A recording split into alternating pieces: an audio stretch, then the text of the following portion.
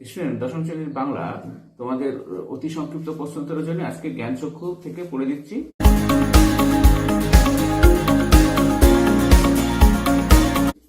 দেখো, জ্ঞানচক্ষু গল্পটি কে লিখেছেন? আধুনিক বাংলা কথা সাহিত্যের অন্যতম বিশিষ্ট লেখিকা আশাপূর্ণা দেবী জ্ঞানচক্ষু গল্পটি লিখেছেন। 2 নম্বর, শ্রেণীগত বিচারে জ্ঞানচক্ষু গল্পটি কোন শ্রেণীর অন্তর্গত?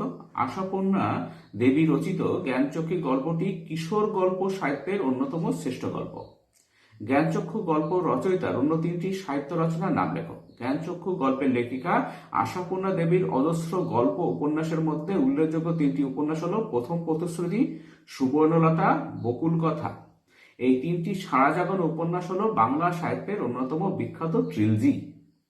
কার চোখ মার্বেল হয়ে গিয়েছিল? জ্ঞানচক্ষু গল্পের প্রধান চরিত্র তপনের চোখ মার্বেলের মতো নিশ্চল হয়ে গিয়েছিল। কথাটা শুনে তপনের চোখ মার্বেল হয়ে গেল। কোন কথা শুনে তপনের চোখ মার্বেল হয়ে গেল? তপন যখন শুনল তার সদ্য বিবাহিতা ছোট মাসির স্বামী অর্থাৎ তার নতুন মেশো একজন লেখক, তখন বিস্ময়ে তার চোখ মার্বেলের মতো হয়ে গেল। তপনের কোন মাসির সঙ্গে নতুন মেশোর বিয়ে হয়? তপনের চেয়ে বয়সে 8 বছরের বড় কিন্তু বন্ধু সম তপনের ছোট মাসির সঙ্গে নতুন মেশোর বিয়ে হয়। অনেক বই ছাপা হয়েছে। কার অনেক বই ছাপা হয়েছে?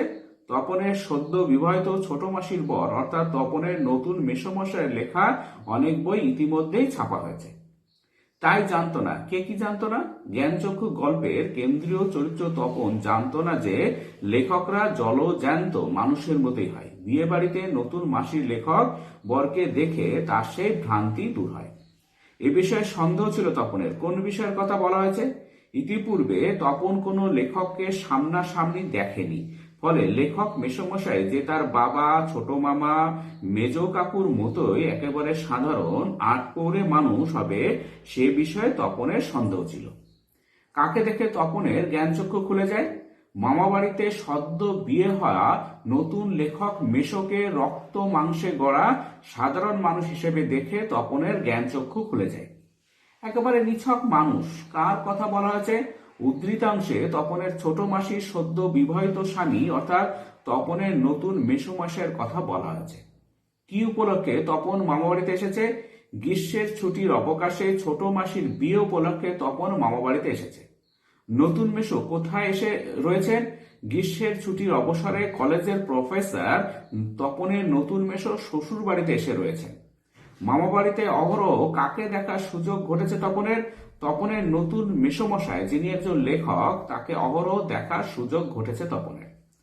আর সেই সুযোগেই দেখতে পাচ্ছে তপন। তপন কি দেখতে পাচ্ছিল? তপন দেখতে পাচ্ছিল লেখকরা কোনো আকাশ থেকে পড়া জীব নয়, তারা তপনদের মতো রক্ত মাংসে গড়া মানুষ। তপনের কি হতে বাধা নেই? তপনের লেখক হতে বাধা নেই। লেখালেখি ছাড়া তপনের নতুন মেশোর পেশা কি? লেখালেখি ছাড়া তপনের নতুন মেশো কলেজের একজন প্রফেসর। ছোট মাসি সেই দিকে ধাবিত হয়। কোন দিকে? তপনের ছোট মেশো কলেজের প্রফেসর। গ্রীষ্মের ছুটিতে তিনি যখন দুপুরবেলা দিবানিদ্রা দিচ্ছিলেন, তখন তপনের প্রথম লেখা গল্প নিয়ে তাকে দেখানোর জন্য মাসি নিদ্রাচ্ছন্ন মেশোর দিকে ধাবিত হয়। তপনের লেখা গল্পটি কার হাতে চলে গিয়েছিল? সদ্য লেখা তপনের গল্পটি ছোট মাসির মাধ্যমে নতুন মেশোর হাতে চলে গিয়েছিল। ছোট মাসির হইচইতে তপন কেন পুলকিত হয়? ছোট মাসি হইচই করে মেশোর ঘুম ভাঙিয়ে তপনের গল্পটি পড়তে দিলে লেখক মেশো গল্পটি যথার্থ বিচার করবেন ভেবে তপন উত্তেজনায় পুলকিত হয়। রত্নের মূল্য কার কাছে? রত্নের মূল্য জহুরির কাছে। তবে আলোচ্য গল্পে তপনের গল্প হলো রত্ন আর জহুরি হলেন লেখক ছোট মেশো। একটু কারেকশন করে করে দিলে ছাপতে দেওয়া চলে। কে কি ছাপানোর কথা বলেছেন? জ্ঞানচক্ষু গল্পে বর্ণিত তপনের ছোট মেশো তপনের ভর্তি হওয়ার অনুভূতি ও অভিজ্ঞতা নিয়ে লেখা গল্পটি ছাপানোর কথা বলেছেন। কারেকশন শব্দটির বাংলা অর্থ কি? বিদেশি ইংরেজি, এটা ইংরেজি শব্দ কারেকশনের অর্থ হলো সংশোধন। মেশোর মুখে করুণার ছাপ দেখে তপনের কি অভিব্যক্তি হয়? তপনের লেখা গল্পটি পড়ে তার লেখক মেশো প্রশংসা করলে তপন প্রথমে ভাবে মেশো ঠাট্টা করছে, কিন্তু পরে মেশোর মুখের করুণার ছাপ দেখে তপন আহ্লাদে কাঁদো কাঁদো হয়ে যায়। কোনটিকে মেশোর উপযুক্ত কাজ বলে ছোট মাসি মনে করে? তপনের গল্প ছাপিয়ে দেওয়া নতুন মেশোর উপযুক্ত কাজ হবে বলে তপনের ছোট মাসি মনে করে। সন্ধ্যা তারার কোন ব্যক্তি নতুন মেশোর কথা ফেলবেন না? সাহিত্য পত্রিকা সন্ধ্যা তারার সম্পাদক মহাশয় নতুন মেশোর সঙ্গে বিশেষ হৃদ্যতার জন্য তার কথা ফেলতে পারবেন না। নতুন মেশো তপনকে কি আশ্বাস দিয়েছিলেন? নতুন মেশো তপনকে তার গল্প সন্ধ্যা তারাতে ছাপিয়ে দেওয়ার আশ্বাস দিয়েছিলেন। তপনের গল্প লেখার বিষয়টিকে চায়ের টেবিলে বসা ব্যক্তিদের কি প্রতিক্রিয়া হয়েছিল? তপনের গল্প লেখার বিষয়টি চায়ের টেবিলে প্রকাশ্যে এলে সমবেত সকলেই উপহাস করে, কিন্তু নতুন মেশো তপনের লেখার প্রশংসা করেন। এইসব মাল মশলা নিয়ে বসে কিসের কথা বলা হয়েছে? তপনের সমবয়সী ছেলেমেয়েরা রাহাজানি, খুন জখম, অ্যাক্সিডেন্ট অথবা অনাহারে মরে যাওয়ার মতো বিষয় নিয়ে গল্প লেখে। এই বিষয়গুলিকে মাল মশলা বলা হয়েছে। তপন কি বিষয় নিয়ে তার প্রথম গল্প লিখেছে? নিজের ভর্তি হওয়ার দিনের অভিজ্ঞতা ও অনুভূতি নিয়েই তপন তার প্রথম গল্প প্রথম দিন লিখেছে। তপন কেন বসে বসে দিন গুনছিল? সন্ধ্যা তারা পত্রিকায় নতুন মেশো তপনের গল্প ছাপিয়ে দেবেন বলে কথা দিয়ে গ্রীষ্মের ছুটির পর গল্পটি নিয়ে চলে যান। তাই তপন গল্প প্রকাশের অপেক্ষায় দিন গুনছিল। কোন জিনিসটা সম্পর্কে তপনের আর জানতে বাকি নেই? ছোটবেলা থেকে রাশি রাশি গল্প শোনায় এবং প্রচুর গল্প পড়ায় তপনের কাছে গল্প জিনিসটা কি তা আর জানতে বাকি নেই। তপন কি নিয়ে কখন তিনতলা সিঁড়িতে উঠেছিল? হোম টাস্কের খাতা আর কলম নিয়ে গ্রীষ্মের স্তব্ধ দুপুরে সবাই যখন ঘুমোচ্ছিল তখন তপন তিনতলার সিঁড়িতে উঠেছিল। একা আসনে বসে তপন কি কাজ করেছিল? নিস্তব্ধ গ্রীষ্মের দুপুরে তিনতলার সিঁড়ির নিরিবিলিতে তপন একা আসনে বসে আস্ত একটা গল্প শেষ করেছিল। কেন তপন হঠাৎ একটা ভয়ানক উত্তেজনা অনুভব করেছিল? গ্রীষ্মের নিস্তব্ধ দুপুরে তিনতলার সিঁড়ির নিরিবিলিতে একাসনে বসে আস্ত গল্প শেষ করে তপন। সেটা পড়ার পরে নতুন সৃষ্টির আনন্দে তপন ভয়ানক উত্তেজনা অনুভব করে। ছোট মাসি তপনের থেকে কোনটা বড়? কতটা বড়? ছোট মাসি তপনের থেকে 8 বছরের বড় হলো। তারা দুজন সমবয়সীর মতো মেশে। তাই এই ভয়ানক আনন্দের খবরটা ছোট মাসিকে সর্বাগ্রে দিয়ে বসে। আনন্দের খবরটা কি? গ্রীষ্মের ছুটিতে মামা বাড়িতে তিনতলা সিঁড়িতে একাসনে বসে নিজের হোম টাস্কের খাতায় তপন সম্পূর্ণ একটা গল্প লিখে ফেলেছিল। এই আনন্দের খবরটা এসে ছোট মাসিকে সর্বাগ্রে দিয়েছিল। তপনের গল্প পড়ে ছোট মাসি কি বলেছিল? তপনের গল্প পড়ে ছোট মাসি তপনের পিঠ চাপিয়ে প্রশংসার সুরে বলে তপনের গল্প ভালো হয়েছে এবং একই সঙ্গে প্রশ্ন করে সে অন্য কোনো গল্প থেকে নকল করেছে কিনা। ছোট মাসির কথা শুনে তপনের প্রতিক্রিয়া কি ছিল? তপনের লেখা গল্প পড়ে ছোট মাসি অন্য কোনো গল্প নকল করার কথা বললে তপন স্বাভাবিক প্রতিবাদ করে বলেছিল, আহ ছোট মাসি, ভালো হবে না বলছি। কিসের জন্য তপন হাঁ করে বসেছিল? তপন তার লেখা গল্পের পত্রিকায় প্রকাশিত মুদ্রিত রূপটি দেখার জন্য হাঁ করে বসেছিল। এদিকে বাড়িতে তপনের নাম হয়ে গেছে। বাড়িতে তপনের কি নাম হয়ে গিয়েছিল? বাড়িতে প্রায় সব বড়রা তপনের গল্প লেখা ও গল্প ছাপানোর ঘটনায় বিদ্রূপ করে তপনকে কথাশিল্পী, কবি, সাহিত্যিক ইত্যাদি বলে ডাকতে শুরু করেছিল। কোন নেশায় তপন আক্রান্ত হয়েছিল? লেখক নতুন মেশোর উৎসবে বাড়ির লোকের যাবতীয় ব্যঙ্গ বিদ্রূপ উপেক্ষা করে তপন গল্প লেখার নেশায় আক্রান্ত হয়েছিল। ছোট মাসি আর মেশো কোন পত্রিকার সংখ্যা নিয়ে বেড়াতে এসেছিল? ছোট মাসি আর নতুন মেশো তপনের বাড়িতে সন্ধ্যা তারা পত্রিকার একটি সংখ্যা হাতে বেড়াতে এসেছিল, যে পত্রিকায় শ্রী তপন কুমার রায়ের গল্প প্রকাশিত হয়েছিল। বুকের রক্ত কেন ছলকে ওঠে তপনের?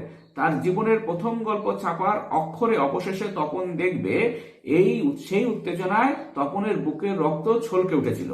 কিন্তু তাই কি সম্ভব? কি সম্ভব? তপনের লেখা গল্প অবশেষে ছাপার অক্ষরে যে সত্যি বেরোবে তপন তা বিশ্বাস করতে পারছিল না। তাই ঘটনাটি অসম্ভব মনে হয়েছিল তার। সন্ধ্যা তারা সূচিপত্রে কি লেখা ছিল? সন্ধ্যা তারা পত্রিকার সূচিপত্রে ছাপার অক্ষরে লেখা ছিল প্রথম দিন, এটা গল্প শ্রী তপন কুমার রায়। সারা বাড়িতে কেন শোরগোল পড়ে যায়? তপনের লেখা গল্প পত্রিকায় ছাপার অক্ষরে বেরিয়েছে, এই খবরে সারা বাড়িতে শোরগোল পড়ে যায়।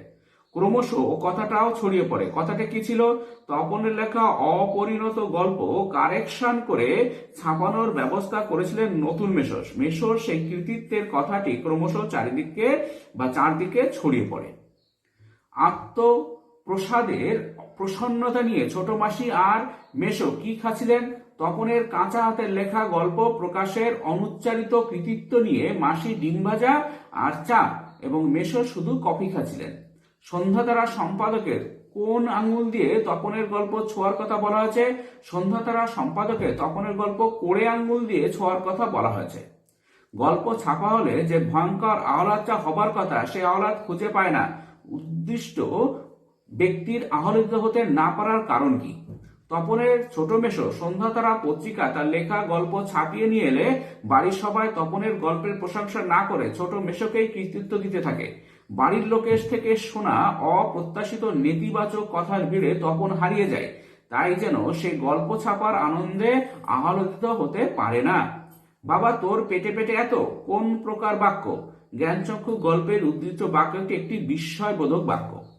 তপনের লেখা গল্পটির কতখানি কারেকশন করেন নতুন মেশো? প্রথম গল্পের নাম প্রথম দিন এবং তার লেখক শ্রী তপন কুমার রায় ছাড়া প্রায় পুরোটাই সংশোধন করে বদলে দিয়েছিলেন মেশো। কি বিষয় নিয়ে তপনের বাড়িতে ধন্যি পড়ে? নানা সমালোচনা এবং ঠাট্টা ব্যঙ্গ সত্ত্বেও তপনের ছাপানো গল্প নিয়ে বাড়িতে ধন্যি রব ওঠে। ছাতে উঠে তপন কি করে? সন্ধ্যাতারা পত্রিকায় ছাপানো গল্প নিজের লেখা খুঁজে না পেয়ে তখন লজ্জায়, অপমানে, দুঃখে ছাতে গিয়ে জামার তলা দিয়ে সে চোখের জল মোছে। দুঃখের মুহূর্তে তপনের সংকল্প কি ছিল? সমালোচনায় ও দুঃখে তপন সংকল্প করেছিল যদি কখনো গল্প ছাপতে দেয় তো সে নিজে গিয়ে দিয়ে আসবে, তাতে সে গল্প ছাপা হোক আর না হোক। এবারে দেখো তোমার এমসিকিউ। জ্ঞানচক্ষু একটি বড় গল্প, ছোট গল্প, নাটক, গল্পিকা? উত্তর হবে ছোট গল্প। জ্ঞানচক্ষু এই গল্পটি লিখেছেন মহেশ্বরী দেবী, লীলা মজুমদার, নবনীতা দেবসেন, আশাপূর্ণা দেবী। কথা শুনে ড্যাশ চোখ মার্বেল হয়ে গেল। শূন্যস্থানে সঠিক শব্দ বসা। রমেনের, স্বপনের, তপনের, হরেনের, তপনের। চোখ মার্বেল হয়ে গেল। এক্ষেত্রে চোখের আকারটি হবে গোল, পটলাকৃতি, লম্বাটে, চৌকো। উত্তর হবে গোল। তপনের যে আত্মীয়ার বিয়ে হয়েছিল তিনি সম্পর্কে তপনের? উত্তর শুধু বলছি ছোট মাসি। নতুন মেসোমশাই হলেন একজন লেখক। এই বিষয়ে সন্দেহ ছিল তপনের। সন্দেহের বিষয়টি হলো যে লেখকরা মানুষ। নতুন মেশোকে দেখে তপনের যা খুলে গিয়েছিল তা হলো জ্ঞানচক্ষু। এদেশের কিছু হবে না একথা বলেন ছোট মেশো। নতুন মেশোর যে ছুটি চলছে তা হলো গরমের ছুটি। তাই অহরহই জলজন্ত একজন লেখককে দেখবার সুযোগ হবেই তপনের। এখানে অহরহ বলতে বোঝানো হয়েছে প্রতিদিন। তপনের যা হতে বাধা নেই তা হলো লেখক। নতুন মেসোমশাইয়ের মূল পেশা হলো তিনি একজন প্রফেসর, আর সেই সুযোগটায় দিব্যি এখানে দিবানিচ্ছে দিচ্ছিলেন। সুযোগটি হলো গরমের ছুটি। ছোট মাসি সেই দিকে ধাবিত হয়। সেই দিকে বলতে বোঝানো হয়েছে নতুন মেশোর দিকে। কিন্তু কে শোনে তার কথা? এখানে তার বলতে যাকে বোঝানো হয়েছে সে হলো তপন। গল্প যার হাতে চলে গেছে তিনি হলেন ছোট মেশো। তপন অবশ্য মাসির এই হইচইতে মনে মনে পুলকিত হয়। তখন এখানে পুলকিত শব্দটির অর্থ হলো আনন্দিত। রত্নের মূল্য বলতে এখানে যা বোঝানো হয়েছে তা হলো লেখার মূল্য। এই গল্পে জহুরু বলতে যাকে বোঝানো হয়েছে তিনি হলেন নতুন মেশো।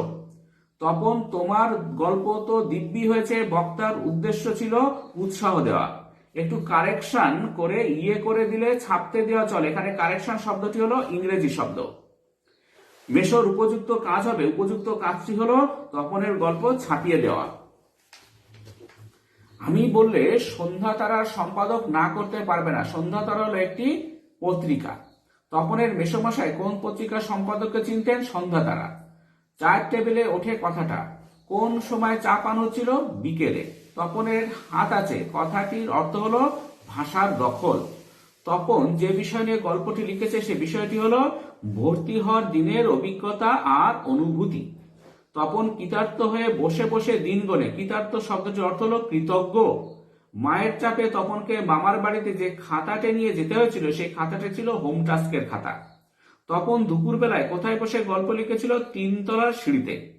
গায়ে কাঁটা দিয়ে উঠল তপনের। এর কারণ হলো স্বরচিত গল্প পাঠের অনুভূতি। ছোট মাসি আর তপনের বয়সের ব্যবধান প্রায় বছর 8।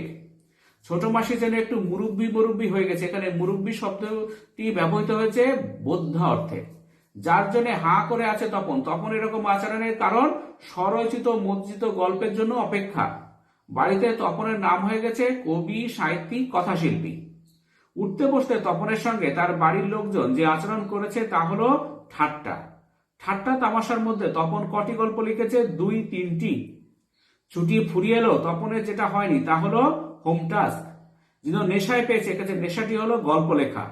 এমন সময় ঘটলো সেই ঘটনাটি হলো তপনের গল্প ছাপা হওয়া। ছোট মাসি আর মেশো একদিন বেড়াতে এলো, তাদের হাতে যে সাহিত্য পত্রিকাটা ছিল সেটির নাম সন্ধ্যাতারা। সত্যিই তপনের জীবনের সবচেয়ে সুখের দিনটি এলো আজ। এখানে সুখের দিন বলতে বোঝানো হচ্ছে তপনের স্বরচিত মুদ্রিত গল্প প্রকাশ। পৃথিবীতে এমন অলৌকিক ঘটনাও ঘটে। অলৌকিক ঘটনাটি হলো তপনের লেখা গল্প সন্ধ্যাতারা পত্রিকায় ছাপা হয়েছে। হাজার হাজার ছেলের হাতে যেটা ঘুরবে তা হলো তপনের লেখা গল্প। শ্রী তপন কুমার রায়ের লেখা গল্পটির নাম হলো প্রথম দিন। সারা বাড়িতে যে কারণে শোরগোল পড়ে তা হলো তপনের লেখা গল্প পত্রিকায় ছাপা হওয়া। সকলের হাতে যেটি ঘুরতে থাকে সেটি হলো পত্রিকা। ক্রমশ ও কথাটাও ছড়িয়ে পড়ে। ও কথাটা হলো তপনের গল্প কারেকশন করে দেওয়ার কথা। আমাদের থাকলে আমরাও চেষ্টা করতাম। কথাটি বলেন মেজো কাকু। ছোট মাসি ডিমবাজির সঙ্গে কি খায়? চা। ছোট মেশো যা পান করেন তা হলো কফি। বাবা তোর পেটে এত, কথাটি বলেছেন তপনের মা। নাকি অতি আহ্লাদে বাক্য হরে গেল।